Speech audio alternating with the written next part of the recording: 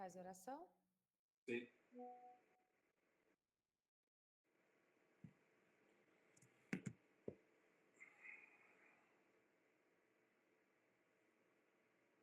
Agradecer a Deus pelo estudo de hoje,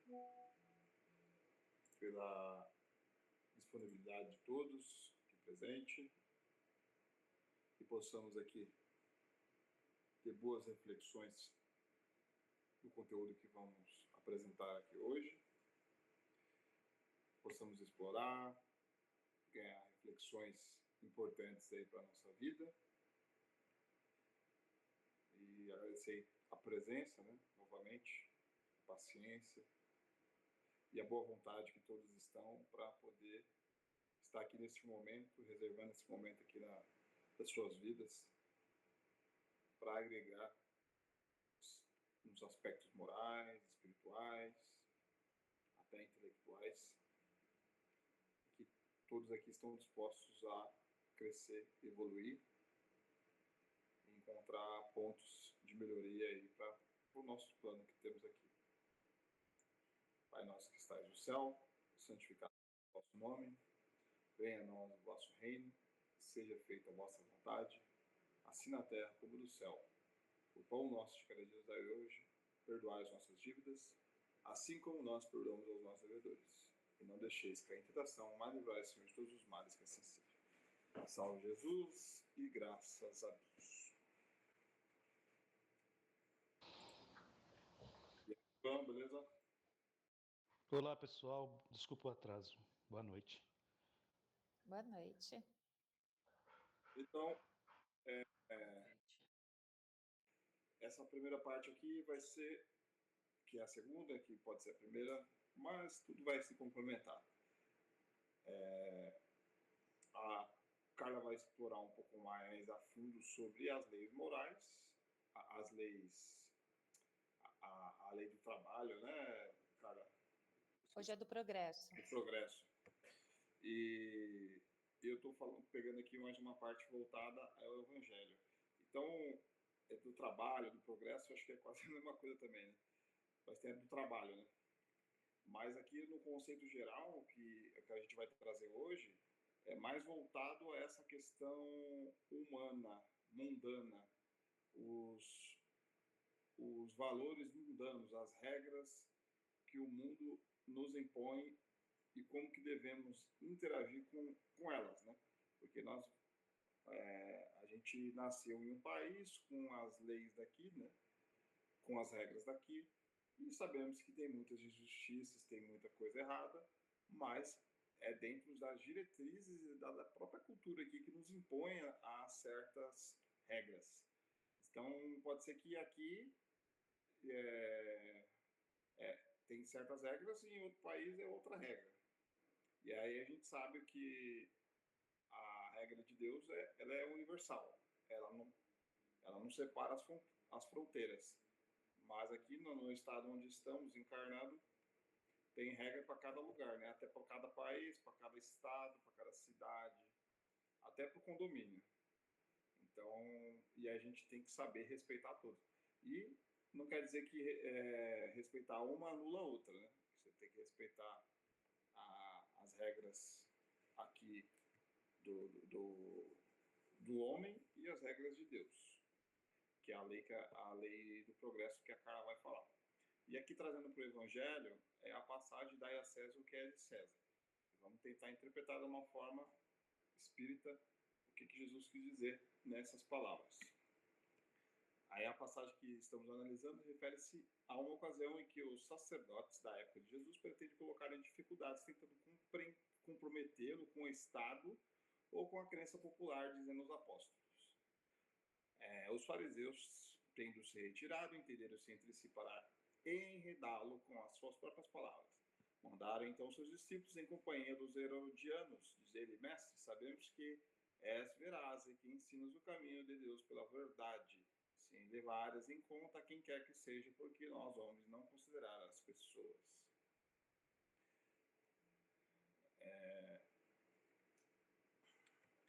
Aqui, diz Eidon, pois, qual a tua opinião sobre isso? É-nos permitido pagar ou deixar de pagar a César o tributo, Jesus, porém, que eles conheciam a malícia, respondeu: hipócritas, por que me tentais? Apresentai-me uma das moedas que se dá em pagamento do tributo. E tendo-lhes apresentado o denário, perguntou Jesus: de quem são esta imagem, essa inscrição? Aí todo mundo: de César, respondeu, né? Então observou Jesus: dai, pois, a César o que é de César e a Deus o que é de Deus. Ouvindo-os falar dessa maneira, admiraram-se eles da sua resposta, deixando-se se retirar. É a passagem de Mateus e de Marcos. E alguns povos da época de Jesus precisam ser definidos para entendermos o contexto em que se passa essas passagens. Né? Quem são os publicanos? Eles são os cavaleiros arrematantes de taxas públicas. São gente mal vista. Atualmente, essa palavra é usada em sentido pejorativo, designando os financistas e agentes de negócio pouco escrupulosos, os agiotas. Os publicanos eram responsáveis pela arrecadação de tributos. Por esse motivo, eram mal vistos pela sociedade do Império Romano. Até os nossos dias, quando se pretende usar uma expressão pejorativa, alguém explora os outros financeiramente falando, use a expressão publicano. Eu nunca usei essa expressão publicano, mas não sei se alguém usa, eu não uso. Então, nesse contexto aqui que está trazendo, primeiramente para destrinchar um pouco essa passagem do Evangelho, é saber quem são os publicanos. Nada mais é que o cobrador de impostos, ou o famoso boletão, ou leão da época lá de Jesus. Hoje chega o boleto, chega lá as taxas, chega a conta da Enel, a conta da água, e ninguém gosta deles. Né? Ninguém gosta. Quando você está dirigindo de carro, você tem que parar no pedágio, pagar lá para usar o transporte, né? Você paga o carro, você paga os juros, o financiamento, você paga o seguro, você paga o IPVA e você paga lá e finalmente você chega lá, pega uma estrada e paga o IPVA também. E aí você fica bravo, né? É natural a gente ficar bravo com porque a gente vê como uma injustiça. Mas nenhuma dessas taxas, todas essas obrigações que nós temos com o Estado estão aí, foi criado pelo homem e nós temos que acatar. Quando eu nasci já tinha essas taxas aí, ou ela foi surgindo. Quem sou eu para ter que mudar isso aí? Infelizmente é a regra do jogo que está aqui, sendo injusto ou não, mas é a forma que tem da organização social do país onde nós vivemos. E na época de Jesus, os publicanos eram esses caras que cobravam as taxas lá para o Império Romano ter aquela sustentabilidade, né, financeira, aquela arrecadação. E ninguém gostava, né? Aí os sacerdotes pretendiam colocar Jesus em má situação, pois se ele dissesse que o povo não deveria pagar os impostos, estaria colocando contra as leis vigentes. Se eles dissessem que deveriam pagar, simplesmente estariam se dispondo com os judeus. Né? Então, Jesus tinha duas escolhas: ou ficava do lado do... Né? Quem fez a pergunta já deduziu. Ou ele vai para o lado dos romanos, ou ele vai para o lado dos judeus contra os romanos. E aí, mas colocando a sabedoria ímpar, responde que deveriam dar a César o que ele é devido, mas a Deus o que lhe pertencia. Ou seja, dessa forma deixou o critério da consciência de cada um dar o que é devido. Os ensinamentos do mestre Nazareno são muito próprios para os nossos dias também. É comum vermos as pessoas revoltando-se com os impostos a que são submetidas, optando não menos frequentemente pela sonegação, pela desonestidade, até mesmo gabando-se pela esperteza ou pelo jeitinho, porque resolvem tudo. E aí entra uma questão muito importante, né? Então, trazendo para os dias atuais. Eles estavam meio que falando que se Jesus é um anarquista, né, uma pessoa que vai lá contra o Estado, que o Estado é tudo errado, ou se ele é uma pessoa meio que voltada para o Império, né, romano da época. E aí ele não foi nenhum nem outro, ele soube separar o que são as coisas, as leis do mundo com as leis divinas. E aí a gente tem que respeitar os dois. E aí, trazendo para essa realidade atual, a questão aqui não é discutir se está errado, se o imposto que está sendo cobrado é errado ou certo, se é muito alto, se é muito baixo. A questão é como a gente reage perante a isso. A gente reage de uma forma honesta ou desonesta. A gente quer dar um jeitinho para poder burlar as regras, né, para poder se beneficiar dessas regras, dessas oportunidades, desses... Quando fala daquela lei que tem brechas, né? Você vai ficar procurando brechas para poder se aproveitar e não só de uma forma legal, mas uma forma ilegal para poder se beneficiar. E aí o outro, né? Porque se você se beneficiou, com certeza o outro que optou por pagar o imposto de uma forma correta ficou prejudicado, porque, né, o dinheiro vai tudo para um lugar só. Aí um contribui, o outro não. Aí na hora de, né, do Estado meio que teoricamente dividir esse dinheiro para todos, né, todos vão receber esse dinheiro, e aí o que deu o gato, né, acabou se beneficiando mais e prejudicando o outro que foi honesto. Então, nessa visão macro, quem dá esse jeitinho, quem faz esses atalhos, quem é desonesto, ele está sendo egoísta e, consequentemente, está prejudicando o próximo. Então, não adianta falar que está errado o imposto, tudo. Não, mas a questão não é essa. A questão é que você está prejudicando o outro, né? Então, a gente tentar observar dessa forma quando a gente for pagar esses boletos injustos, mas a gente tem que olhar dessa forma. Aí fora do campo público, entrando mais especificamente no campo familiar, temos os relacionamentos do recinto doméstico, onde somos devedores e credores constantes, uma empresa de colaboração e prestação de contas mútua. Este ensinamento de Jesus nos lembra das dívidas contraídas, mesmo em existências anteriores, para com nossos familiares, amigos e colegas. No relacionamento doméstico profissional, devemos sempre lembrar das lições de Jesus, dando à empresa o melhor de nós, proporcionando à família tudo o que ela merece.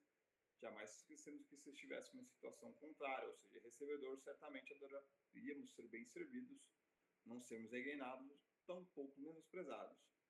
Não fazer o outro que não queremos que nos façam. Fase que regula a nossa conduta social.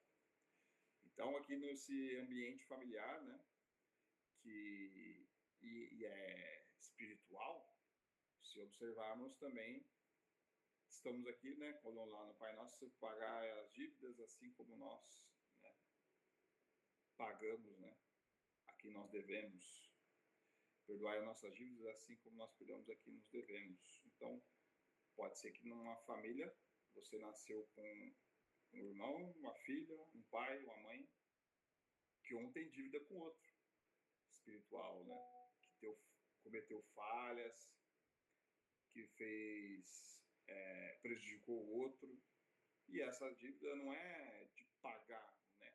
Não é dessa forma financeira. Talvez seja uma palavra mais apropriada na questão de reparar, né? Porque nós temos responsabilidade pelo dano que causamos ao outro. Logo, temos que reparar, porque Jesus, Deus nos condena de uma forma punitiva, né, de chicotada, ou você tem que sofrer para ver. Não, ele pede para você reparar algo que você tem responsabilidade pelo seu livre-arbítrio. E reparar no sentido para você aprender, que essa é a maior função desse reparo, né? Que aí a gente evolui como almas, como ser humano.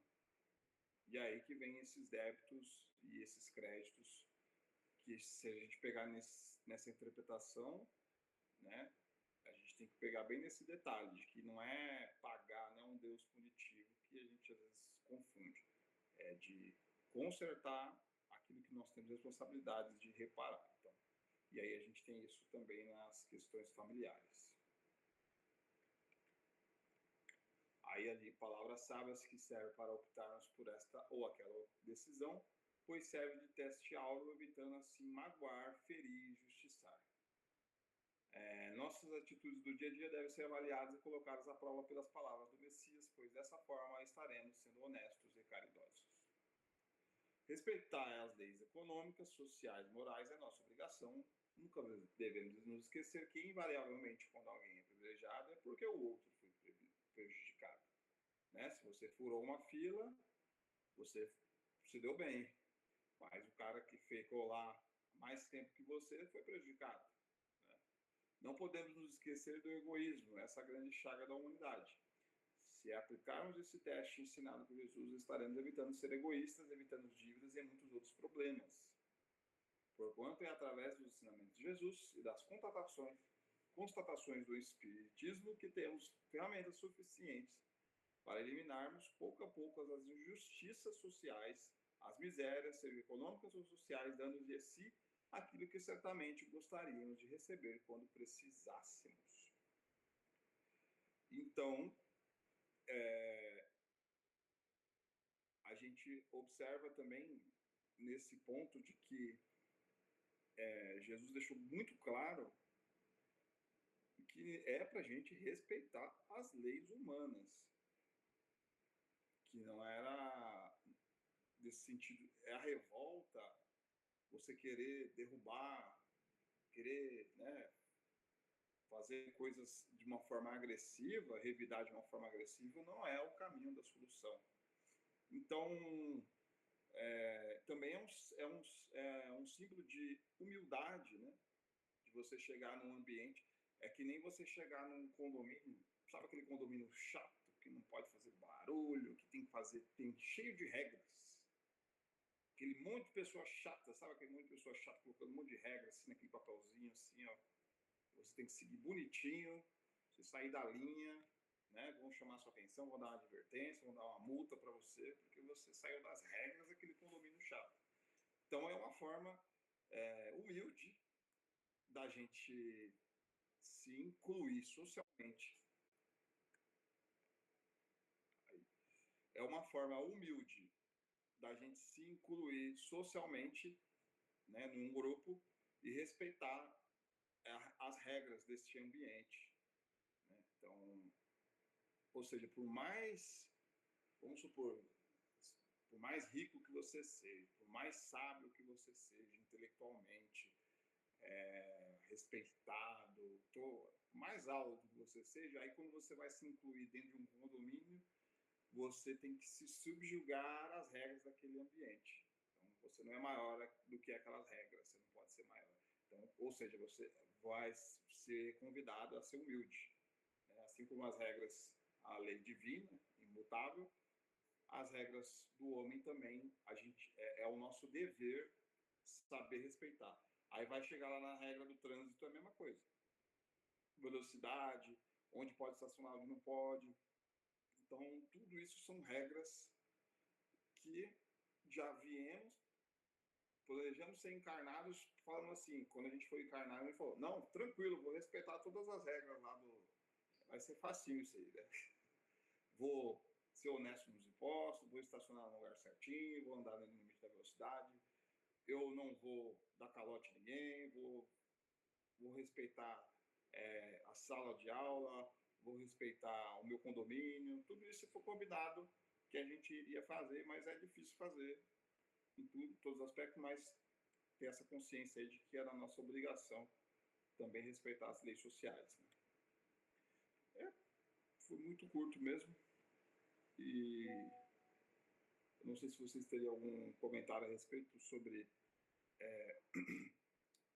essa chatice que é as regras, por exemplo, de condomínio, mas por mais que eu seja contrário a muitas coisas que eles colocam aí, é a regra do jogo, eu tenho que respeitar, fazer o quê? Cadê a humildade, né? É o teste da humildade. E aí, vamos lá, qual ambiente que tem regra lá? Tem um ambiente de regra onde que tem muita regra, que é muito chato. Ó, regra de português, né? Eu odeio regra de português, odeio acento, odeio todas essas frescura que eles colocam lá na língua portuguesa, mas é a regra. Então tem que ser humilde, saber respeitar isso e seguir conforme, né, as regras da gramática da língua portuguesa. Tem gente que adora seguir essas regras, tem gente que não adora, mas as pessoas todos têm que estar no mesmo nível, né, de respeito perante as regras da língua. Né? Fala aí, Alex. Eu vou argumentar aqui, acho que não sei se vai ter concordância, mas para mim existem regras, mas elas mudam, né? É que nem você acabou de falar sobre as regras de português, né? Elas vão se adaptando. A mesma coisa são as regras do condomínio chato aí. Então, se chegou àquele ponto, é porque houve algum processo para chegar naquele nível. Então, eu acredito que tudo que a gente vê como regra, eu acho que tudo é mutável, não imutável, sabe? Então, a gente tem que ter aquela, claro, discernimento de não ser um anarquista da vida e falar, não, vou vestir aquela uma camisa preta, uns botões de ferro para cima aqui e vou acabar com tudo. Acho que não, acho que é realmente o bom senso da gente não concordar com alguma coisa e a gente tentar argumentar. Eu acho que houve muitas mudanças durante toda a existência aí para mostrar para a gente que as coisas realmente têm que mudar, né? Já pensou se a gente vivesse na regra do talião lá do passado? Né? Então, acho que é bem importante a gente analisar o que a gente vive para depois a gente, né, fazer ou pedir uma mudança, né? Acho que a gente peca muito, na verdade, pelo comodismo, eu acredito, né? Porque a gente se acomoda com aquela situação e acaba esquecendo de tentar mudar, né? É isso aí. A regra humana ela é mutável, ela assim como nós evoluímos, né? A regra divina não, ela é perpétua. Desde que Jesus falou naquela época, está até hoje valendo, né? Aquele amar ao próximo a si mesmo. Está até hoje aí. Agora, a regra do condomínio, a língua portuguesa, né? Cada ano está mudando. Né? Eu acho que as leis são criadas de acordo com a necessidade. As regras são criadas de acordo com a necessidade. Se não precisasse, se não houvesse a necessidade, não havia necessidade da regra. Por exemplo, a gente vê a questão da cyberbullying agora e o quanto que se criou de regras e normativas para você usar com ética a internet e todos os mecanismos aí. Se todo mundo já usasse com ética e corretamente, não precisaria se criar leis para proteger os cidadãos contra o mau uso dessa ferramenta.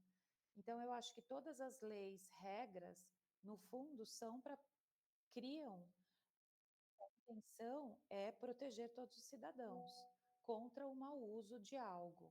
Então, no condomínio, por que existem regras? Para que não usem não façam mau uso deste exercício que é o viver em sociedade dentro aí de um condomínio. Então, se, por exemplo, se não fazem a regra que o som tem que ser até 10h30 da noite, pode ser que tem pessoas que queiram usar a madrugada inteira o som prejudicando os outros. Então, aí é o mau uso dessa convivência social, né? Então, a gente tem que pensar que todas as regras, leis são criadas a partir de uma necessidade, na maioria das vezes gerada por um mau uso por alguém ou por um grupo que está, enfim, perturbando, vamos assim falar, aquele ambiente. Fala, Poliana, desculpa, cortei sua vez.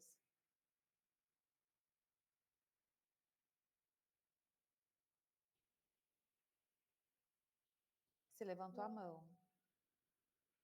Baixou? Ai, eu levantei a mão. É que o meu microfone estava desligado. Eu tô falando que eu quebrei a primeira regra. Eu cheguei atrasada, me desculpe, boa noite.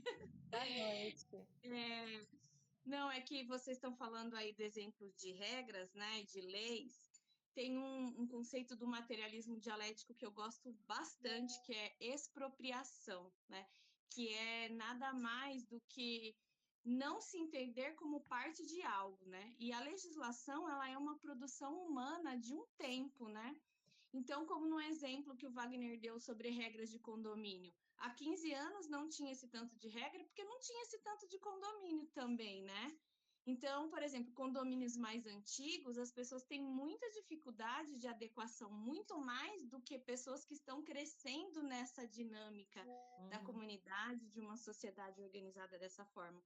Então, eu entendo que a nossa grande dificuldade, concordo bastante com o que o Alex falou, né, é que como a legislação, ela vai mudando, ela é uma produção nossa, né? Sim. Então, nós somos os criadores da regra, de forma que a gente tem que pensar sobre elas, né? E não necessariamente aceitá-las, mas refletir, porque o processo de mudança também depende de nós, como qualquer coisa na nossa vida, né? Nós somos parte da sociedade, então a mudança também depende de nós. Então, não é o comodismo, né? É se entender quanto parte, refletir, e a mudança também partir da gente, né? Uhum. É isso. Zenaide?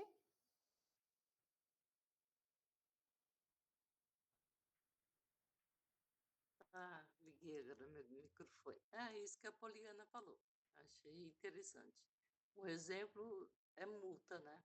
Nós levamos multa porque nós erramos e a gente reclama que pagou, mas é você mesmo que aplicou o erro, né? Aquilo que a Carla falou também, que infelizmente tudo isso que acontece de regras, nós somos culpados, né? Não existe respeito ao próximo, né? Porque todo mundo, por exemplo, o limite é até as 10 da noite, até as 10. Mas sempre tem alguém que quer até meia-noite ou a noite inteira, né? A multa, por exemplo, é 50. A gente, eu sei que de repente é pouco, né? Bobeou, chegou a 60. Mas tem pista aí que é 100 por hora, o cara quer andar 200, né? Então, acho que tem esse limite mesmo. Seria só isso. As piores regras que eu acho que tem é, por exemplo, a regra de português, né? Eu acho que casa deveria ser com Z, que não deveria ter acento de nada, tudo deveria ser o mais simples possível, não riscão de regra. No futuro eu vou mudar isso aí. É que, na verdade, né, Wagner, a gente tem que ver que a nossa língua portuguesa ela é de origem latina, que vem lá do latim, do século blá, blá, blá, entendeu? Então, elas vão permanecendo. Lógico que muita coisa já mudou na língua portuguesa, né? Foram feitas mudanças e que a língua também ela é algo vivo e que em breve, né, já tem até um movimento de desmembrar a língua brasileira da língua portuguesa, porque elas já estão ficando muito diferentes quanto a sua estrutura em muitos aspectos. E um dia talvez isso aconteça da gente, só que assim, a gente escrever como a gente fala, pode ser que aí dê muitos critérios diferentes nessa comunicação e ela não fique tão eficiente, né? Porque a gente sabendo a regra, a gente sabe usar a língua portuguesa, tanto para falar quanto para escrever e para ler, né? Se a gente sabe da regra, intuitivamente, a gente vai saber ler qualquer texto em língua portuguesa. Se a gente não domina a regra, aí a gente vai achar esquisito. Vai falar, será que é sápato ou se é sapato? Vamos supor, ou é sapató? Vai depender. Eu iria saber escrever casa com Z, sem problema. Fala, Poliana. Para mim, a regra mais difícil que tem é a que interfere no meu direito. Por exemplo, eu não gosto do som alto. Eu sou favorável, sim, que o som alto tem que ser até às 10 da noite. Só que no dia que eu estou fazendo um churrasco na minha casa, eu não quero, que é respeitar a regra das 10 horas. E eu sou alguém que mora em um condomínio. E eu percebo que a grande dificuldade que a gente tem de convivência coletiva é essa, né? A regra, as pessoas respeitam a regra até onde ela fere a nossa necessidade primária, né? É quase que uma coisa, às vezes, infantil, né? Eu quero que tenha estacionamento, mas eu tenho 2 carros, não interessa, eu quero ter 2 vagas. Então, eu acho que é um processo de amadurecimento também a gente entender como parte da sociedade, né? De entender que existe o coletivo, que existe essa necessidade, porque quando fere o nosso desejo, né, isso é o que dá o maior problema nos condomínios, né? É o barulho, é o som, é o pessoal que não gosta das crianças, mas aí quando você tem criança você muda de ideia, né? Então vai muito da nossa necessidade, né? Eu fico pensando muito da questão de quando começou a pandemia, né? Que as pessoas foram ao supermercado e no primeiro dia acabou tudo, né? Acabou o papel higiênico, acabou tudo, porque as pessoas não se entendem enquanto parte de uma sociedade. E aí é muito difícil respeitar a regra quando eu entendo só o meu desejo, né? Vamos pegar Outra a parte. regra que eu acho um absurdo de condomínio, é a regra que elevador social e elevador para quem faz serviço. Por quê? As pessoas que moram lá têm tipo um nojo de ver uma pessoa que trabalha no mesmo elevador que ela. Isso é um tipo de regra absurda, né? Mas o elevador social hoje, Wagner, na maioria dos condomínios, ele tem outra conotação, é um elevador de serviço mesmo.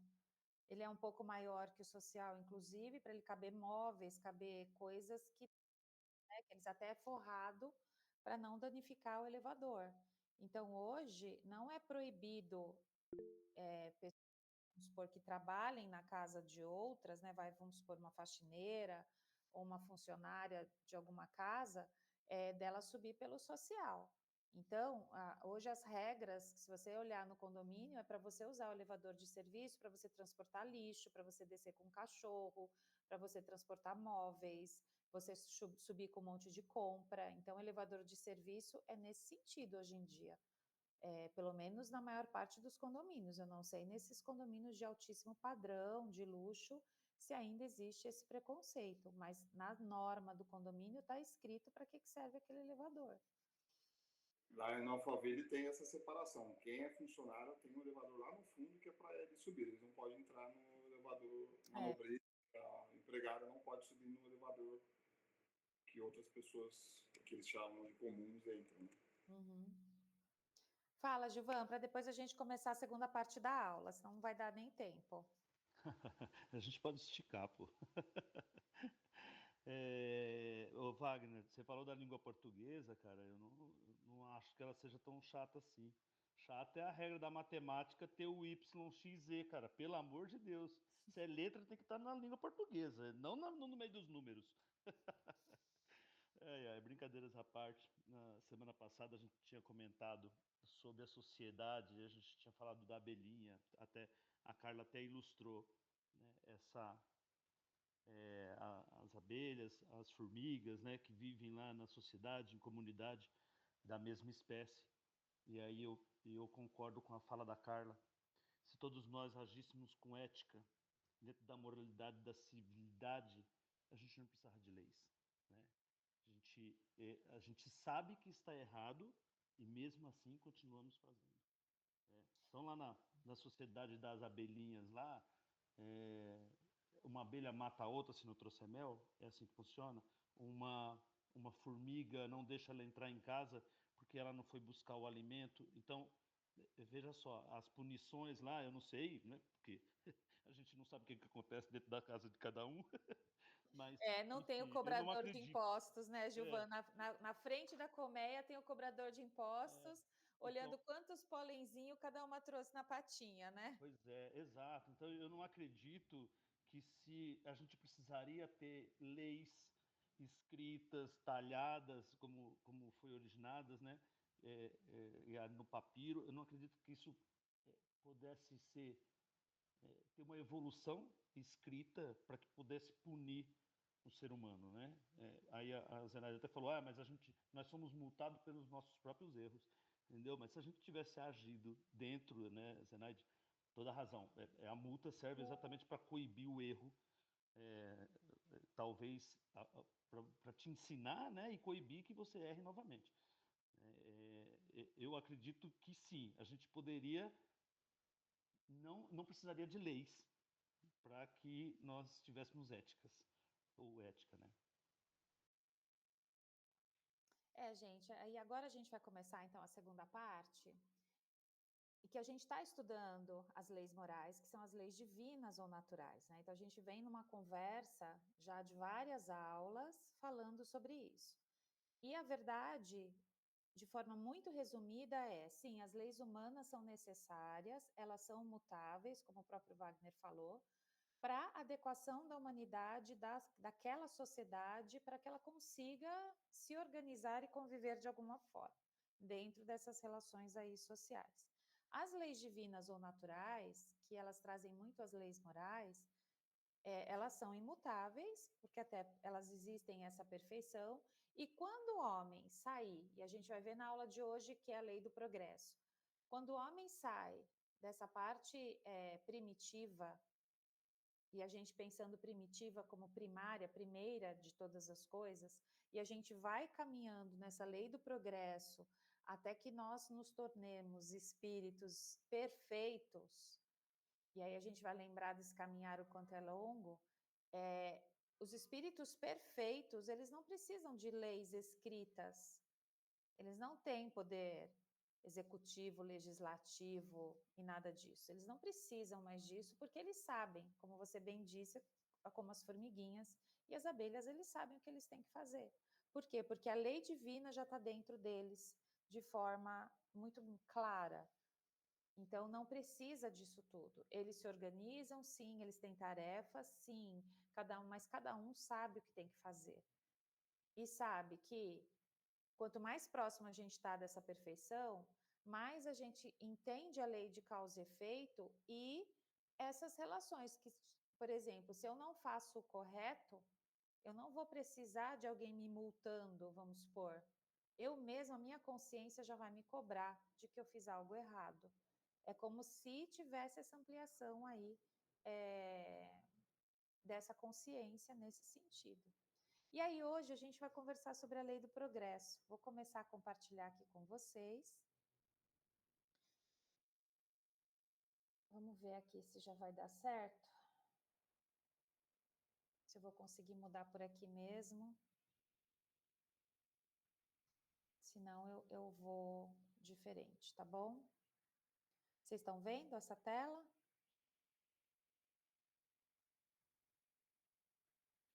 Sim. Sim? Então, mas eu tenho que mudar aqui. Mudou para vocês? Mudou. Sim. Ah, então tá. Ó, então aqui a gente volta para falar um pouquinho sobre essa lei do progresso, né? Então, a gente fala, ouve-se muito dizer sobre a lei natural que nos leva a assumir conceitos iguais para expressões diferentes.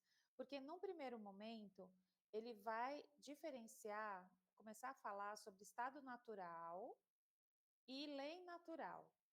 Então, quando o Livro dos Espíritos se refere ao estado natural a gente pensar que é o estado primeiro, seu estado primitivo da humanidade. Então, é o que era natural, que começou lá no comecinho. Era o ponto de partida. Então, para a gente não confundir com as leis naturais. Então, no primeiro momento, quando a gente começar a trabalhar essa lei do progresso, a gente tem que entender o ponto de partida. Por quê? Porque se a lei do progresso ela é uma lei natural, então é natural que a gente progrida. Só que a gente tem um start, né? Que é aqui no Livro dos Espíritos eles chamam de estado natural. Então, todos nós começamos de um ponto zero. E dali para cá, desde a nossa criação, cada um tem aí os seus caminhos, né? Os seus percalços de o quanto evoluiu ou o quanto progrediu ou não. Tá? Então, no primeiro momento, a gente vai separar esses dois conceitos, tá bom? Então, lei natural, relembrando, é aquela que contribui para o progresso da humanidade. Rege tudo e todos, independente da sua crença ou nível de evolução.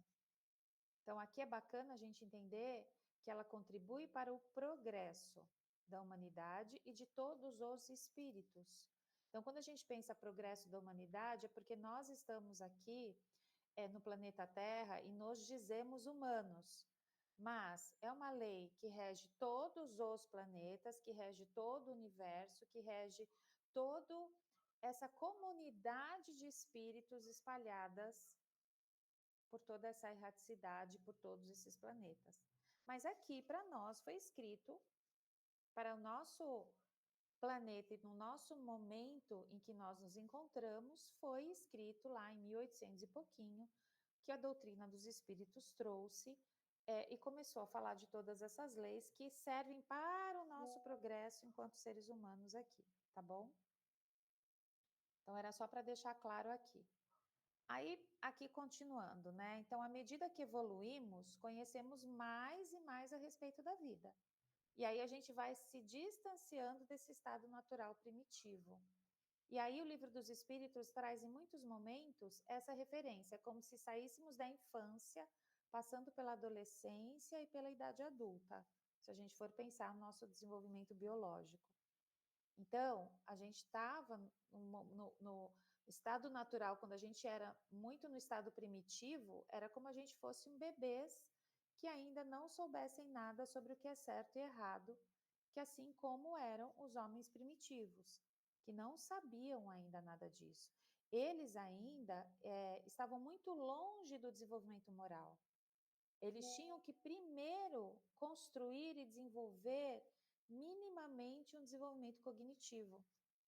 E aí, durante a lei do progresso, a gente vai ver bastante sobre esses desenvolvimentos, né, que eles acontecem de forma diferenciada. E aí aqui ele fala, né, eu grifei até esse pedacinho, que fala que o objetivo da evolução neste planeta, então neste, é o aperfeiçoamento através das múltiplas experiências, existências, provações e missões. A famosa reencarnação. Então, o objetivo da evolução aqui, ela se dá, a estratégia encontrada é a reencarnação para que isso aconteça. Então, através das múltiplas experiências e nossas múltiplas reencarnações, a gente vem aí evoluindo. Aí, considerando-se aqui a lei natural, aprendemos pela espiritualidade que essa não depende da vontade do homem, mas sim da vontade de Deus. Então, a gente entendendo que a lei natural, ela pertence à vontade de Deus, ou seja, Deus, quando concebeu essa inteligência suprema, vamos pensar numa inteligência suprema que entende todas essas relações que existem entre os espíritos, entre os encarnados, desencarnados, entre desencarnados e desencarnados, entre encarnado e encarnado, ou seja, que todas essas leis naturais, ela não depende da nossa vontade, ela simplesmente existe. Assim como a abelhinha não fica questionando se ela vai ter que colher o pólen lá, se ela vai ter que polinizar aquele monte de florzinha e trazer nas patinhas um monte de pólen. Ela simplesmente faz, é independente da vontade dela. Ela sabe que ela tem que fazer. Então, a gente tem que pensar que as leis naturais é da mesma forma. Não depende da vontade do homem, elas existem. Elas existem. E aí o homem vai se aperfeiçoando à medida que compreende a prática dessa lei natural. Chocar-se contra ela só nos trará prejuízos, dores e decepções, sem falar no retardamento da evolução. Então, a gente ir contra as leis naturais, e é o que muitas vezes a humanidade está passando ao longo desses séculos e séculos e séculos, só está retardando aí a nossa evolução. Da gente não conseguir entrar realmente sair desse planeta de provas e expiações. É como se os ciclos se repetissem, porque o tempo todo a gente está contra essa lei natural.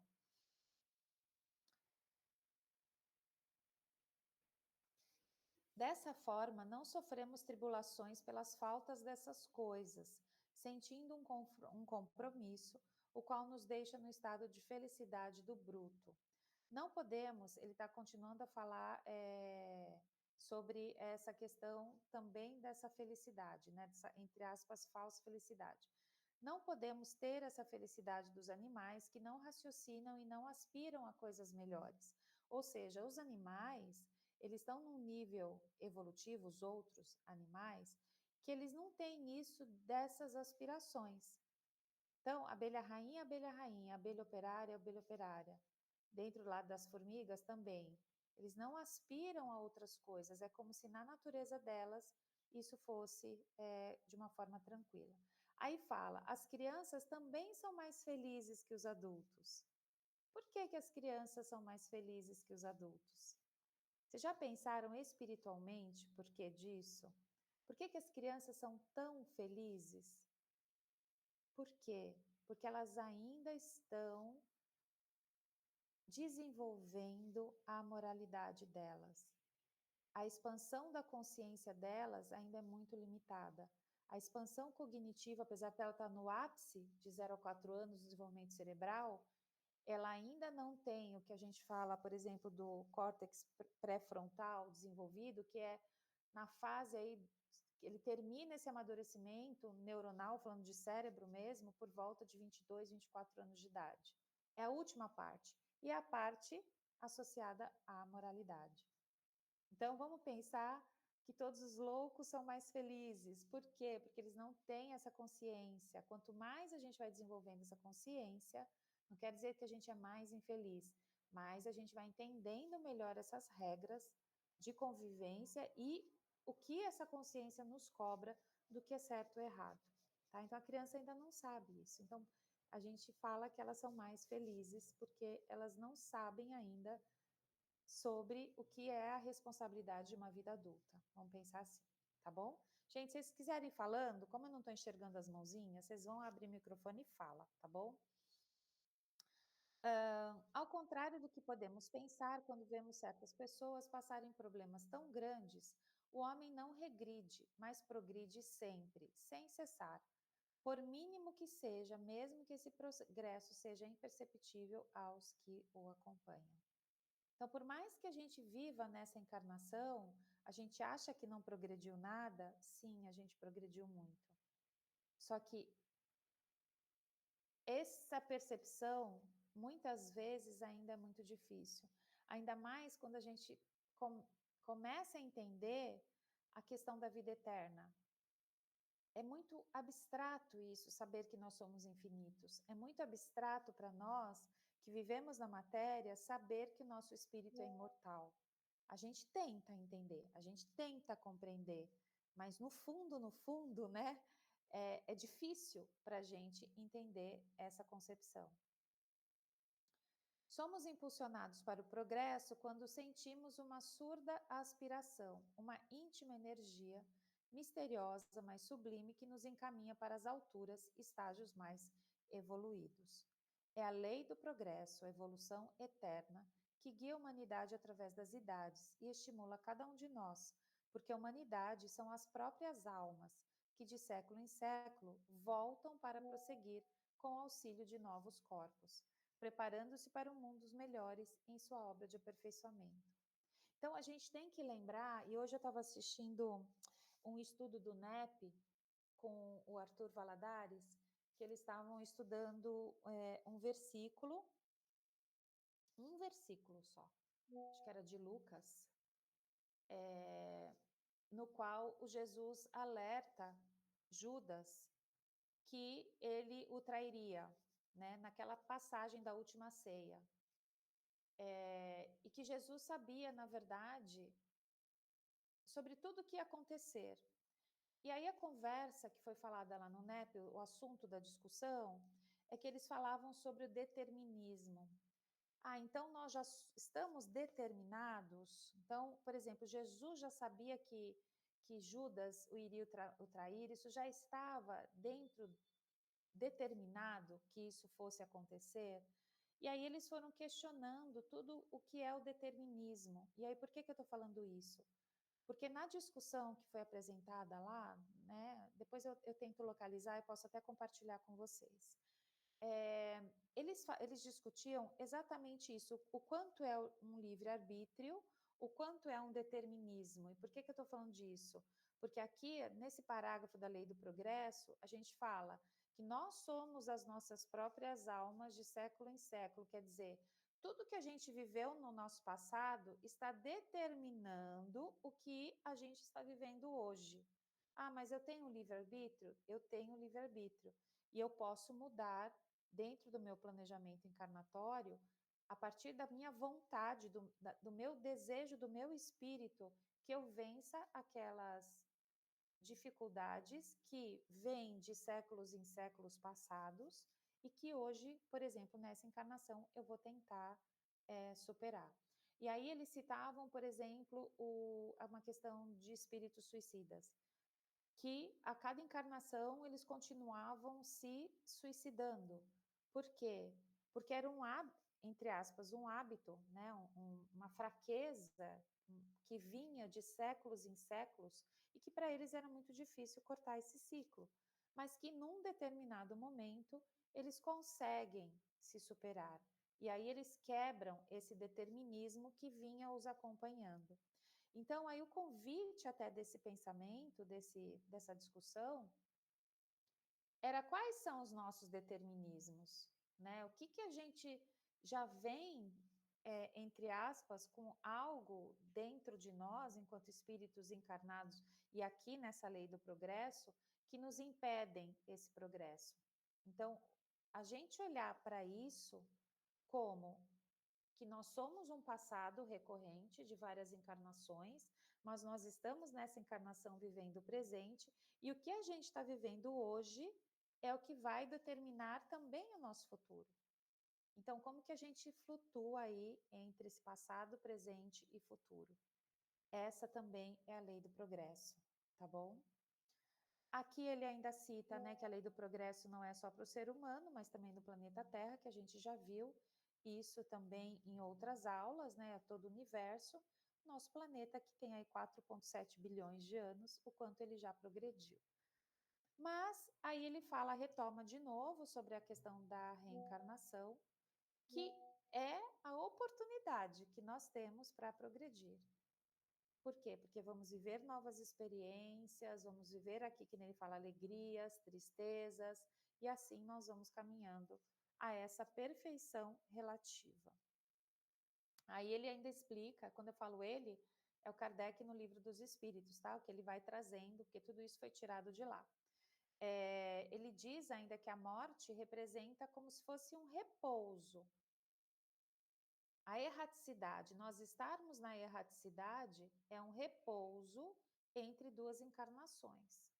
Então, a gente estava encarnado, aí a gente desencarna, é a hora que a gente tem, entre aspas, um repouso para se reorganizar, refletir, se arrepender, pensar, aprender para depois reencarnar novamente. Então, é um repouso entre encarnações.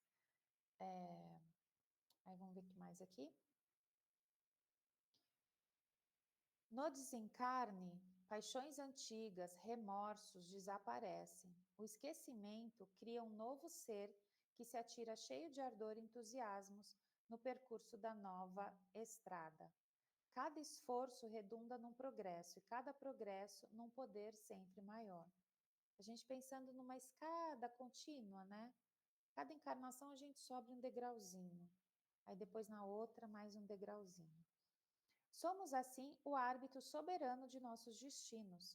Cada encarnação condiciona a que lhe sucede, que é o que eu falei. A gente sempre tem que estar oscilando entre o passado, o presente e o futuro. Uma encarnação passada vai nos condicionar à próxima encarnação.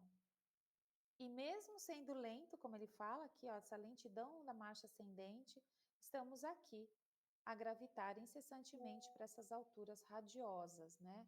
Onde quanto mais a gente vai adquirindo nesse degrau, mais, como ele fala, o nosso coração palpita. Ou seja, quanto mais próximo das leis divinas, mais próximo nós estamos de uma felicidade real. Aí sobre a marcha do progresso.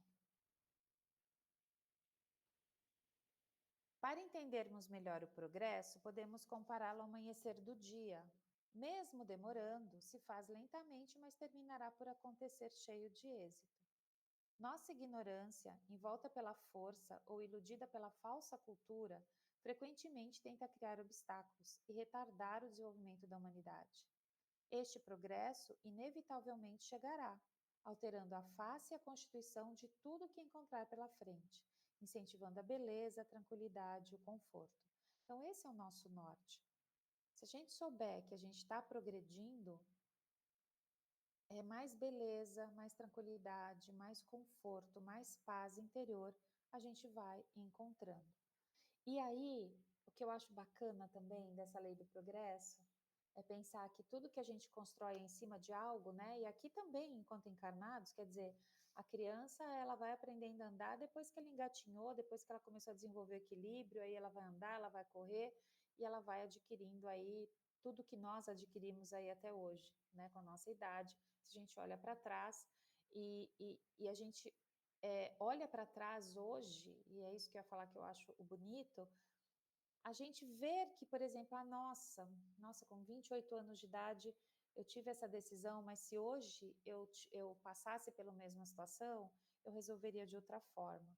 Isso é maturidade, e essa maturidade traz o quê? Tranquilidade, né? Da gente poder olhar para trás, entender os nossos percursos e que hoje, enquanto encarnado já, a gente vê a vida de outra forma.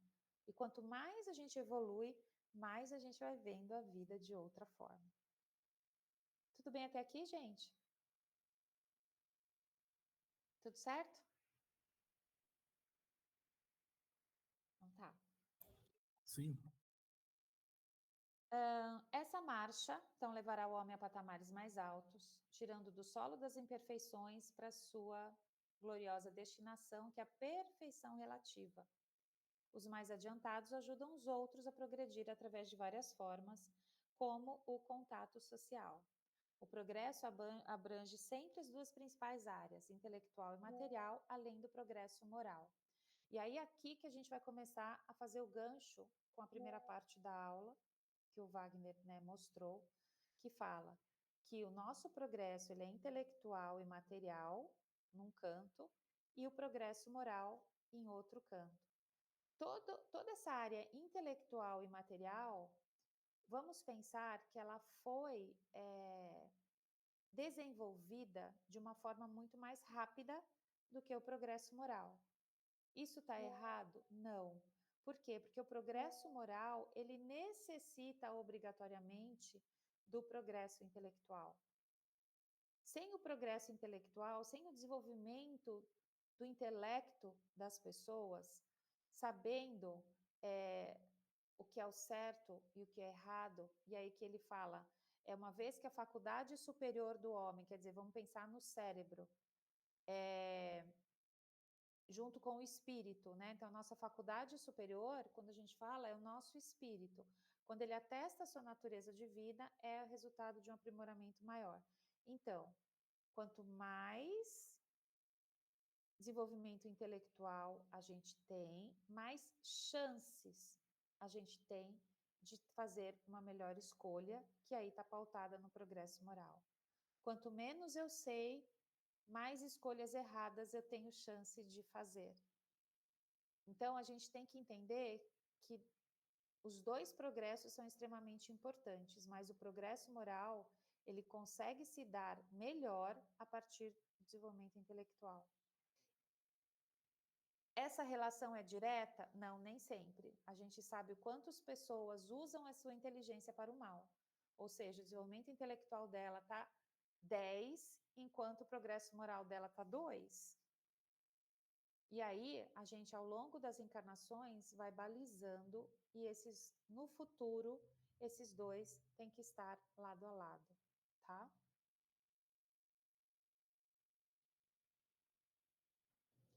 Recorrendo ao Livro dos Espíritos, questão 780, Allan Kardec pergunta se o progresso moral e intelectual sempre caminham lado a lado. E recebemos as seguintes respostas. O progresso moral é consequência do progresso intelectual, mas não o segue sempre imediatamente, que é isso que eu fui falando. Há duas espécies de progresso que mutuamente se apoiam, entretanto não marcham juntos. O progresso intelectual entre os povos civilizados recebe em nosso século todos os estímulos desejáveis e, por isso, atingiu um grau até hoje desconhecido. Então, se a gente for pensar nos últimos 100 anos, o quanto o progresso intelectual, ciência e tecnologia desenvolveram. Vamos voltar para 1824, 100 anos atrás? 1924, 100 anos atrás, o que estava começando o desenvolvimento nas grandes cidades, chegando energia elétrica nas redes públicas, que isso também não existia nas cidades, o avanço da medicina nesses últimos 100 anos, da tecnologia, de tudo que o homem descobriu nesses últimos 100 anos. Então, se a gente for pensar na história da humanidade, realmente é o boom. Só que, por outro lado, o progresso moral nem sempre acompanhou na mesma escala, na mesma velocidade o intelectual. Então, o progresso moral basta compararmos a costumes sociais de alguns séculos com os de hoje e percebemos que ele ocorreu também. Então, vamos voltar que há 150 anos atrás, mais ou menos, né? Talvez 200, não, 150 anos atrás, era permitida a escravidão. Nos jornais tinham anúncios: compra-se, vende-se, vende-se mulher negra, preta, com boa dentição, para bom trabalho, e isso era normal. E a gente aceitava isso. E hoje já é por lei, então olha aqui as leis, a importância das leis, institucionalizado para a proteção de direito dessas outras pessoas, o entendimento sobre o ser humano já está mudando. Então, hoje, nunca se falou tanto sobre racismo e sobre leis raciais, no sentido de pessoas realmente serem presas. Para quê? Para que a gente consiga, não sei ainda se é infelizmente ou felizmente, mas que a gente consiga proteger essas outras pessoas. Agora, se o nosso progresso moral é tão grande, a gente não vai precisar mais de leis antirracismo, porque a gente não vai ter racismo dentro da gente. Vocês entendem o que é o progresso moral, onde a gente tem que chegar um dia? Eu conversando num dos podcasts lá que eu entrevistei a Celesmara, que ela, do Conversas da Alma, que ela está construindo a escola, né, Eurípides Barçanufo, lá em Barueri, que é uma escola baseada na pedagogia de Eurípides Barçanufo, que foi um grande espírita na região do Sacramento, que trouxe grandes mudanças lá na época, um pouquinho antes até da chegada do Chico Xavier. E aí, quando ela visitou lá a escola do Allan Kardec, que ela existe até hoje, né, tem mais de 100 anos, foi perguntado por uma pessoa lá que estava com ela se não existia racismo, se não existia, por exemplo, políticas antirracistas. Aí a pessoa ela respondeu: racismo? O que é isso? A gente nem sabe o que é isso. Essa é a evolução moral. A gente não precisar discutir mais essas questões, porque a gente já superou, não existe, porque o que a gente enxerga é o espírito, é o ser humano. E aí a gente volta de novo para o Livro dos Espíritos, que ele se refere muito, e a gente discutiu isso em outras aulas, que são seres.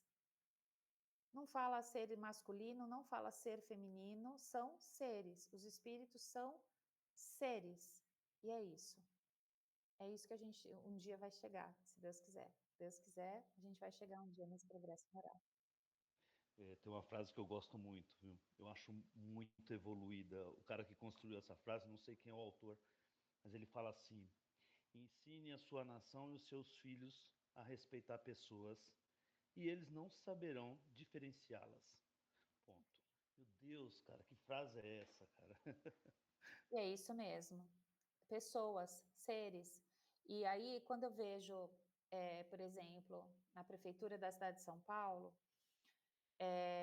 existe o currículo antirracista, né, que é um material super bem escrito que foi entregue em todas as escolas para os professores trabalharem a questão do racismo, que infelizmente é necessário para que essas pessoas saibam seu direito e saibam se defender dessa sociedade agressiva e racista. Mas eu fico pensando, aí quando eu vejo as professoras lendo e discutindo, e como elas vão trabalhar um currículo racista numa creche de 0 a 4 anos, aí eu fico pensando, o que essas crianças tão puras precisam saber sobre isso nesse momento? Elas não têm racismo dentro delas. Isso não existe na pureza ainda da alma delas, isso não lhes foi ensinado. Porque isso é ensinado por quem? Nós adultos que ensinamos as crianças a serem racistas.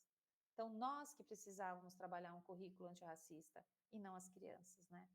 As crianças são, infelizmente, o reflexo, elas sofrem e sentem o racismo, mas elas não exercem o racismo, principalmente nessa primeira infância. Então, eu falo, as pessoas estão olhando tudo para o lado errado, né?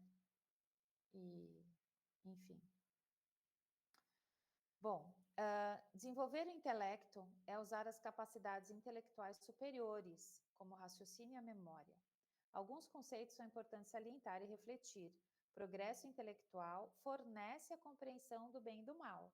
Então, é pela minha inteligência que o meu cérebro entende o que é o bem e o que é o mal. Mas, como consequência, desenvolve-se o livre-arbítrio, ou seja, eu sei o que é bem ou mal e eu vou escolher se eu vou fazer o bem, se eu vou fazer o mal. Se eu vou escolher a porta estreita ou se eu vou escolher a porta larga. E aí sim entra a responsabilidade do homem pelos seus atos. Então, desenvolver o intelecto é usar as capacidades intelectuais superiores como a raciocínio e a memória, e assim todos nós podemos aprender que é bom fazer o bem, que seremos beneficiados com isso, além de beneficiarmos o nosso semelhante. A gente aprende isso. Fazer o bem, a gente aprende. Fazer o mal, também a gente aprende. E voltando, né, a Alex que tem filho pequeno aí, Poliana também, não tão pequeno, mas e sabe muito bem disso, que a criança aprende pelos nossos exemplos. Então, a nossa pergunta é, que exemplos nós queremos dar aos nossos filhos? E aí a gente tem que cuidar dos nossos hábitos, cuidar da nossa fala, cuidar das nossas ações, porque é pelo exemplo que a criança vai aprender. Então, se a gente quer que os nossos filhos sejam bons, a gente tem que ser pessoas boas. Se a gente quer que nossos filhos sejam honestos, a gente tem que ser honesto. Senão, eles vão aprender o que a gente for ser, tá? Então, olha, fala. Aproveitando o gancho que a Poliana levantou a mão, acho que você não consegue estar vendo, Eu né? não consigo ver, pode falar. Pode falar, Poliana. Só uma reflexão mesmo, assim, só até uma orientação sua, Carla. É que eu sempre fico pensando quando se fala da caridade, né? Agora que a gente está falando sobre desenvolvimento intelectual e moral, né? Porque tem uma frase do Paulo Freire que fala assim, né? Que não existe caridade sem justiça social, né? E aí, como você está falando do racismo, né? Falando de um exemplo bem brasileiro, assim, eu acho que é um perigo, às vezes, que a gente corre, e aí eu acho que exige um nível também de desenvolvimento de sociedade. O Wagner deu o exemplo do elevador, né? De serviços. Mas se a gente for pensar na história do nosso país, a escravidão ela teve um papel social muito importante, né, no nosso desenvolvimento econômico. Então, estudando um pouquinho de história, viajando um pouco o nosso país, a gente vê que as igrejas mais bonitas que a gente tem, né, que são os nossos grandes museus hoje, patrimônio histórico, grande parte delas foram financiadas por grandes traficantes de escravos, né? Que eram as pessoas que tinham mais dinheiro na época.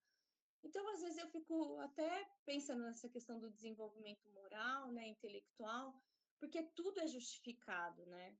Então, não sei em que ponto que a gente pode ligar esses dois fatores, porque eu tenho estudado bastante assim sobre o kardecismo, se fala tanto sobre caridade, e aí eu fico pensando nessa questão da justiça social, porque a lei, ela, ela, né, de alguma certa forma, no momento histórico, ela justifica isso, né? Então, a nossa sociedade, ela é baseada na exploração, né? Sim. Então, o quanto de nós, esse entendimento que a gente tem de caridade é quase um pagamento, uma forma da gente se sentir menos ruim, menos mal, né? Por oferecer uma contribuição, né? De alguma forma, porque eu acho que isso sustenta muitas religiões, né? Então eu fico pensando nisso, porque isso é a produção do racismo, né? Uma criança de 4 anos, ela não sabe o que é o racismo, mas ela sofre o racismo, né? Sim. Ela é chamada de feia na escola, que o cabelo dela é feio, né? né? Que o entendimento do negro como não belo. Então, isso causa muito sofrimento nas pessoas, né, ao longo dos anos. E é um processo de endurecimento também que as pessoas passam, que às vezes eu acho que justifica algumas coisas do embrutecimento humano, sabe? É mais um devaneio meu Mas eu mesmo, acho que é sabe? importante a gente conversar sobre tudo isso, né? Eu acho que o nó é muito grande, sabe, Poliana? Porque tudo isso está interligado. Eu percebo isso também claramente, e concordo com você, que as crianças sofrem o racismo. E elas sofrem o racismo não só falando do cabelo ou da cor da pele, mas sofrem o racismo por não terem acesso, a maioria delas, a uma educação de qualidade, a uma saúde de qualidade, a um esgoto, uma rede de esgoto, de saneamento, de água, a uma moradia. Então, elas já começam a sentir essa desigualdade social que você está falando, da injustiça social que Paulo Freire também citou, elas já sofrem isso, e isso já prejudica o desenvolvimento integral delas, que vai fazer com que neste mundo voraz que a gente vive, nesse capitalismo econômico, ela já vai entrar em desvantagem com outras crianças que receberam todo isso na sua primeira infância, né? Então, quando o Paulo Freire fala da caridade e da injustiça social, é porque a caridade, hoje, ela é muito associada ao assistencialismo. É a doação de cesta básica, nananã. E o que já está se percebendo, e quando a gente estuda sobre a história da filantropia no Brasil, por exemplo, né, nas obras assistencialistas e filantropia, a gente vê o quanto isso já está mudando. Que tanto as grandes empresas enquanto sociedade estão entendendo que sim, precisa fazer o assistencialismo, mas depois dessa pessoa assistida, você tem que dar uma oportunidade para essa pessoa se desenvolver em algum campo, para que ela não necessite mais do assistencialismo. Aí a gente vai estar indo para um outro patamar de entendimento e desenvolvimento dessa sociedade, entendeu? Então, sim, a gente precisa primeiro oferecer a cesta básica, porque senão vai morrer de fome. Mas se a gente não dá uma oportunidade para essa família sair da miséria, seja por meio de uma formação de trabalho, por algum outro campo, para que ela consiga sair dessa miséria, a gente não vai sair do assistencialismo. E aí isso não é de fato caridade. A caridade é, que nem ele falou aqui, a gente, quem está mais à frente, e chamando quem está mais atrás. Então, os espíritos que têm uma consciência mais ampliada, os espíritos que têm uma oportunidade melhor, financeira, e não só financeira, mas também de desenvolvimento intelectual e moral, é nossa responsabilidade criar oportunidades e situações para quem não tem conseguir vir também. Então, a gente nunca vai mudar para a transição planetária. Então, quando a gente pensa em transição planetária, a gente acha que vai vir de fora para dentro. Ai, vão vir uma legião de espíritos aí, vão arrebatar, vão levar para Quiron quem não presta e o nosso país, o nosso mundo vai ser feliz. Não é isso. A transição planetária ela vai acontecer de dentro para fora, quando nós nos entendermos realmente nesse movimento de progresso. Mas são muitas questões. Hoje, como você mesmo disse, a gente tinha escravidão, né? E a partir da escravidão, impérios foram construídos. E isso é de milênios. Então, mesmo na época de Jesus, haviam escravos. Império Romano, cada cidade, cada povo que ele conquistava se transformava em escravos dele.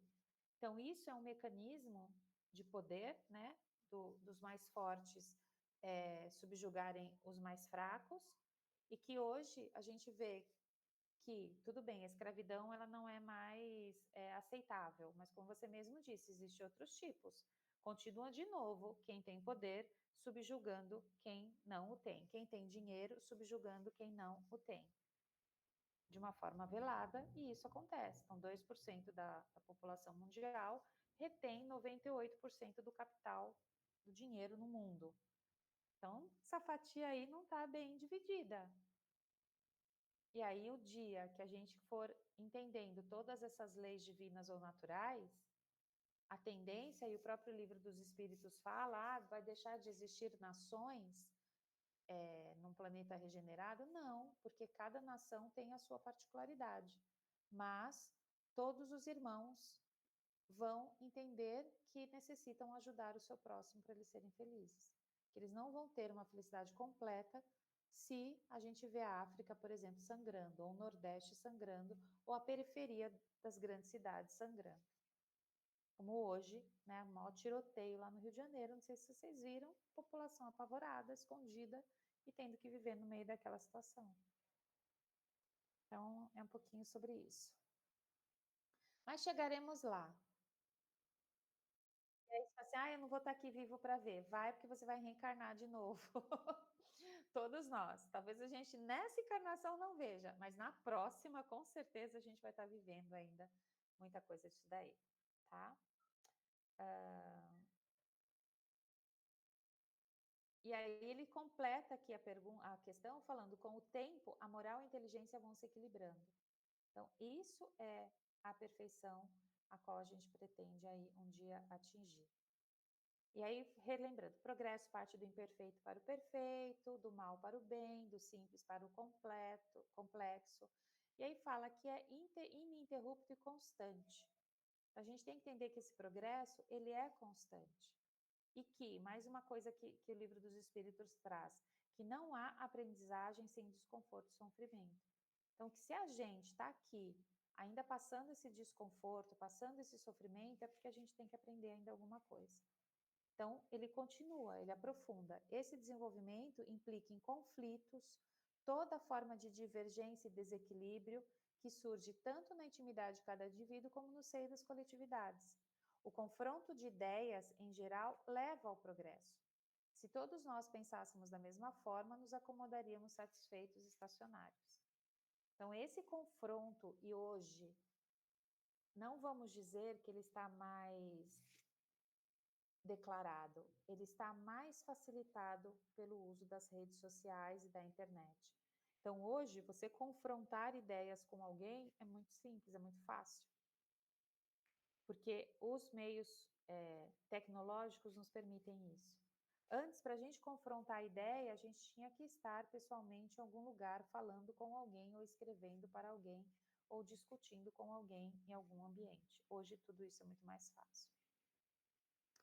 O desequilíbrio leva à procura do equilíbrio. Então, todo o desequilíbrio que a gente está vivendo hoje enquanto sociedade é justamente para nos levar para esse equilíbrio, para que nós buscássemos esse progresso. O desenvolvimento intelectual é necessário e imprescindível para o progresso moral, podendo ser considerado o alicerce para o restante das habilidades. Contudo, não basta apenas saber, é preciso ir além. Conhecereis a verdade, e a verdade vos libertará. Não saber das coisas nos leva ao erro, dificulta a nossa vida dos outros. O saber leva à competência, ao aprimoramento. Podemos prejudicar a nós ou alguém por não saber ajudar. O exemplo simples é cair uma árvore, levar um choque elétrico, né?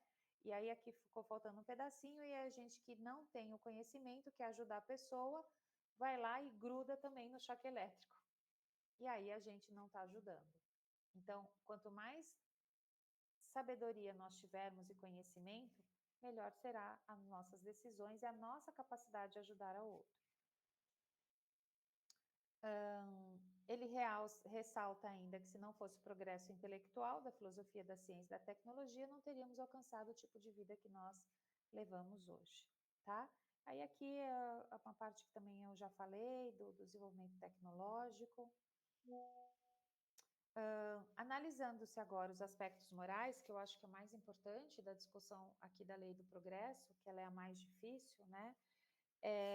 Temos que considerar que a moral é uma regra de convivência. Olha aí, é a regra do condomínio, é a regra do uso do elevador, é a regra do nosso ambiente de trabalho, é a regra até dentro das religiões. Então, moral é a gente aprender a conviver, ou viver com o outro, viver com as diferenças, viver com as adversidades. Isso é o nosso desenvolvimento moral. É impossível haver convivência sem regras. Então, mesmo no mundo espiritual mais evoluído, como eu disse, existem essas regras. Mas essas regras não precisam ser escritas, não precisa haver um poder que controle, que pune, porque todo mundo sabe o que tem que fazer, mas as regras existem. E quais são essas regras? As leis divinas ou naturais. Essas são as regras dos mundos mais evoluídos. Então, aí ele retoma que desde as tribos primitivas existiam regras de repartição de bens, divisão de função e trabalho, né? E essas regras garantiam a vida em grupo e permitiam que tudo se unisse no objetivo comum, que antigamente não era só o bem-estar da coletividade. Se a gente lembra da pirâmide de Maslow que eu mostrei em outra aula, que tem tudo a ver também, os mundos mais primitivos, eles estavam lá, ó, só na primeira linha daquela pirâmide, que é a garantia a sobrevivência. Esse era o bem-estar da coletividade. Todo mundo tinha comida, todo mundo estava protegidinho, estava tudo certo. Quanto mais a gente vai evoluindo, a gente entende que os nossos objetivos comuns, eles viram em propósito, eles viram em outros tipos de satisfação também. Aí fala aqui da moral que a gente recebe em casa, que a gente já falou também isso, mas não só, da sociedade também. Então, a gente também recebe muita influência na nossa formação moral do que a sociedade vem nos trazendo.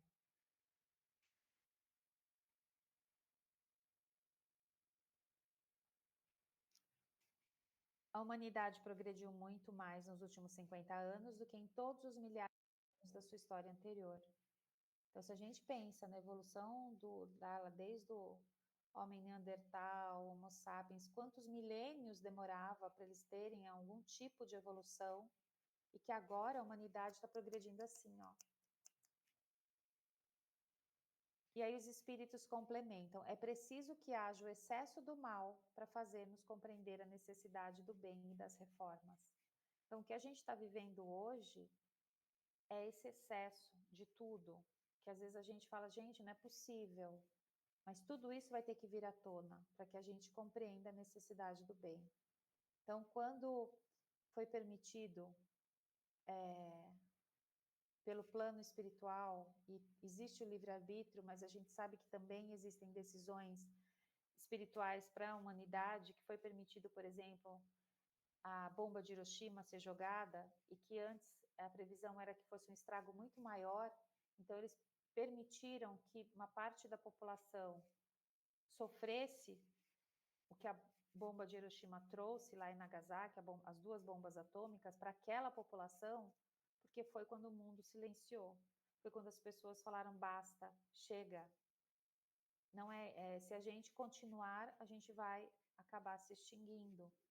Então, às vezes, é necessário, e hoje as guerras, infelizmente, ainda existem, mas existe muito mais uma tendência do não querer a guerra do que o querer a guerra.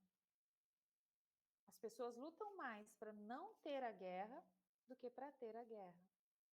Então, isso já é uma evolução moral também nossa, né? Que a gente não quer destruir. Qual o maior obstáculo do progresso moral? Orgulho e egoísmo. Então, aqui já tem uma dica. Se a gente quer evoluir moralmente, a gente tem que domar o nosso orgulho e o nosso egoísmo.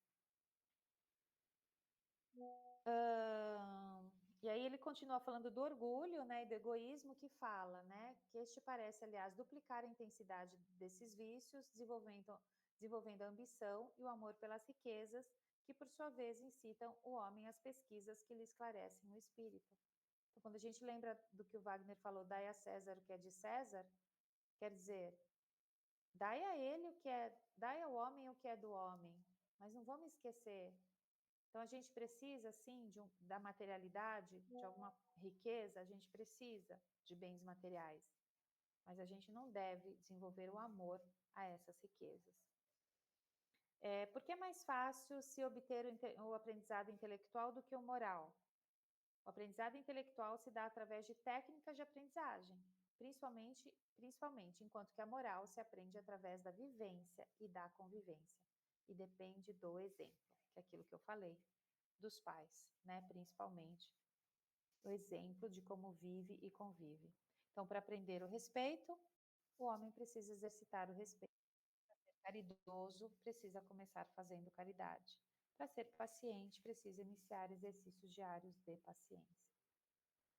Então, eu jamais posso gritar para o meu filho falando: para de gritar, não grite, eu gritando.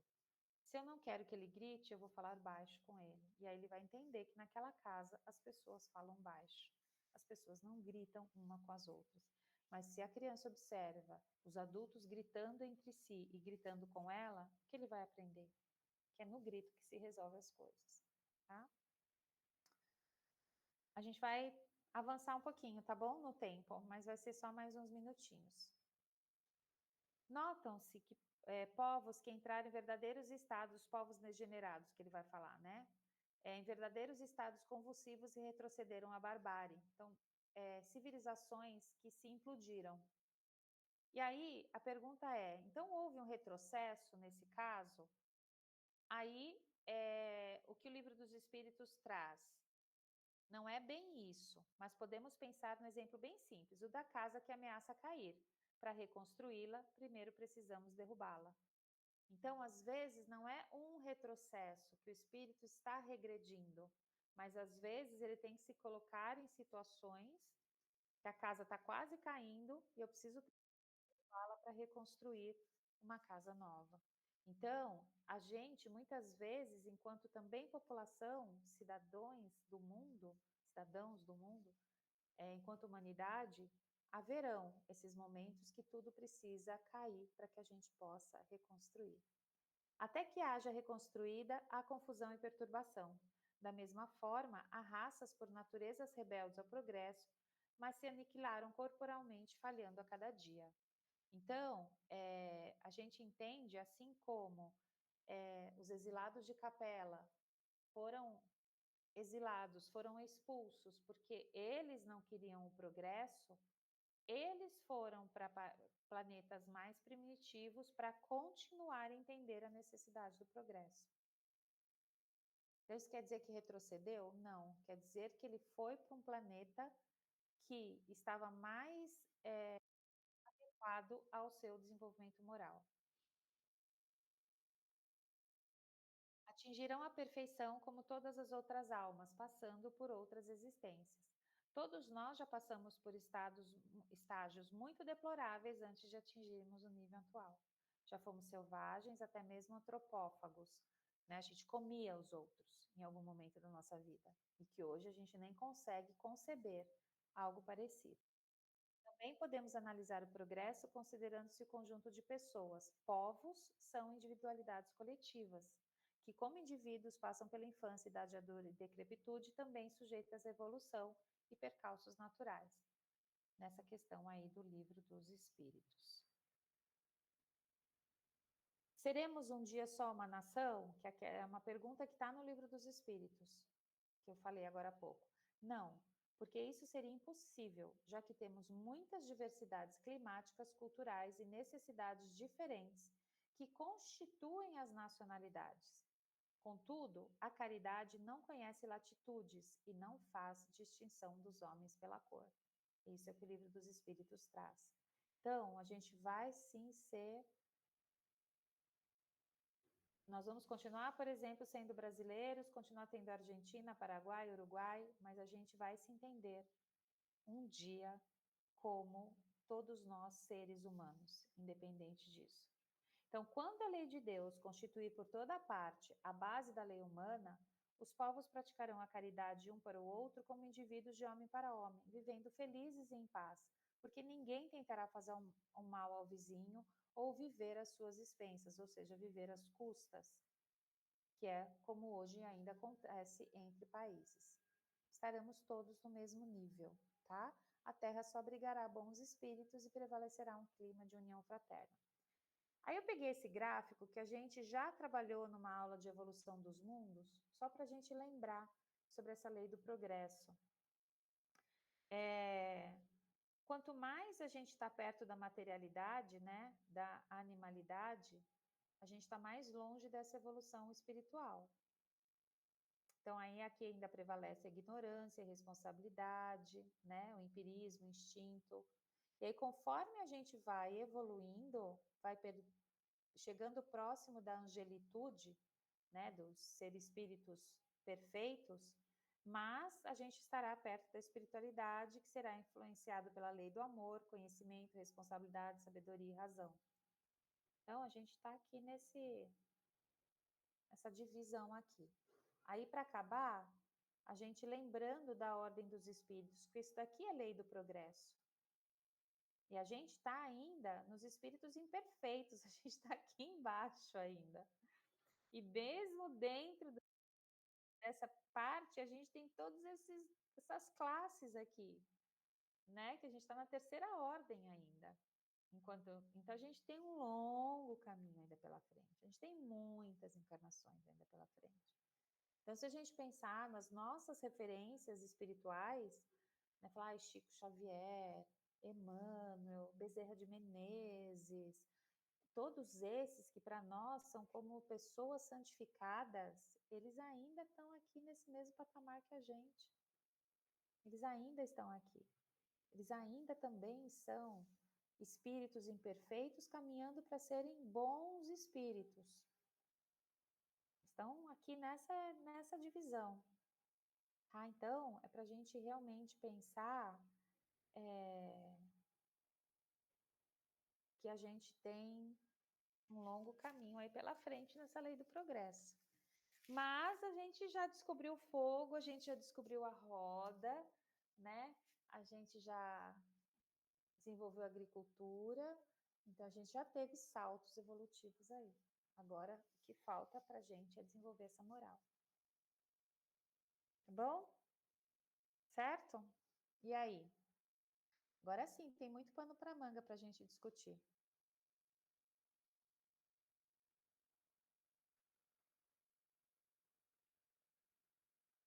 Eu acho que a gente só conhece a pontinha do iceberg, hein? Acho que além de todas essas obras, todas essas questões que a gente já levantou, a gente praticamente não conhece nada. Acho que a gente é aquele grãozinho de areia, aquela imensidão da praia, sabe? É verdade. Você sabe que eu acho que foi nesse do estudo do NEP que eu estava estudando hoje, ou foi uma outra palestra, enfim, que eu estava assistindo hoje, que eu estava mais tranquila aqui em casa, eu fiquei assistindo várias coisas lá no YouTube, né?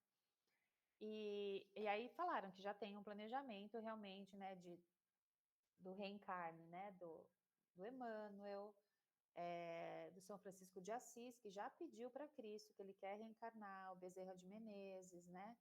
Então, a gente sabe que, assim como o nosso planeta teve um aporte grande de espíritos pouco evoluídos e que a gente sabe que esses que realmente não querem se regenerar, então é diferente da gente, né? Eu penso assim, a gente é imperfeito, mas a gente quer tentar, a gente está tentando melhorar, né? Mesmo que a gente erre muito ainda, a gente está tentando. Então, a gente é essa categoria dos que está tentando. E que o nosso planeta, a tendência é que quem não está tentando, quem realmente não quer acordo, vai realmente sair do nosso planeta, após desencarnarem, não retornam mais, e aí que vai começar a limpeza. E virão espíritos mais evoluídos com a missão de nos ajudar nesse sentido da evolução moral. E principalmente pelo exemplo dessas pessoas, né? Então a gente pode pensar, por exemplo, até o Papa, nosso atual Papa, o Papa Francisco.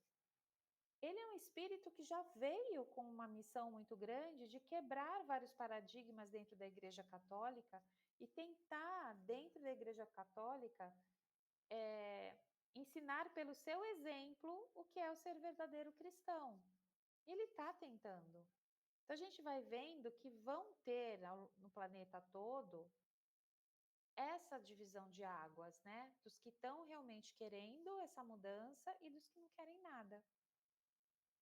Se a gente vai estar aqui encarnado, eu acho que na próxima encarnação, acho que nessa ainda não. Acho que nessa a gente ainda está vivendo o caos, um caos que vai se perdurar e que e que a gente não pode parar de ter a fé de que tudo isso, quanto espíritos imperfeitos, espíritos eternos, a gente não pode perder a fé. A gente sabe que a gente vai estar aqui talvez passando atribulações importantes no nosso futuro, mas a gente tem que ter a fé de que a gente está construindo, trabalhando para a nossa individualidade ser melhor e a nossa coletividade ser melhor. Eu não quero perder essa esperança, eu não quero perder essa crença na humanidade, sabe? É algo assim que eu acredito sempre. Acredito que tudo que a gente está passando é para esse bem maior, né? Posso ir um pouquinho além? Eu Pode? diria até que imagina só o que a gente já passou, né? É que a gente só está enxergando o agora, né? Mas você pensa em tudo, por exemplo, a Idade das Trevas, a Sim. questão dos romanos, sabe, as coisas que nem documentos históricos a gente tem, que a gente Sim. pode ter passado, sabe? Eu acho que, de repente, hoje a gente vive uma situação muito melhor daquela que a gente já viveu. Sim. Eu acho que a evolução é necessária e eu acho que a paciência também, sabe? Vai saber se a gente não atirou pedra em Jesus lá na cruz, né? Vai ver, a gente era um daqueles lá, vai saber o que a gente fez em outras encarnações, né? Se a gente está aqui é Exatamente. porque a gente tem realmente essa missão, mas você está certo, Alex.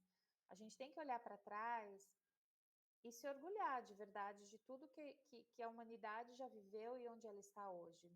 Não é perfeita. Hoje a gente tem 8 bilhões, mais de 8 bilhões de pessoas encarnadas, que naquela época era nem 1 bilhão no planeta todo, né?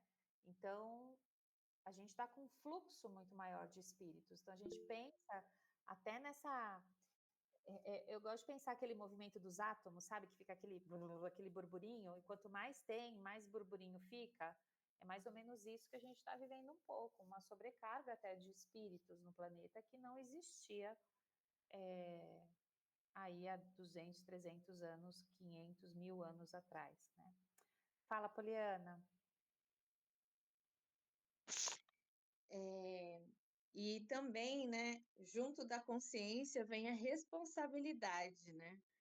Porque ao mesmo tempo que tem um processo de evolução, a gente percebe, inclusive na nossa época, um movimento contrário, né, de regresso, né, de contrário à manifestação da liberdade ou da igualdade de direitos, da equidade, né, em relação ao direito das mulheres, à população originária indígena, aos negros.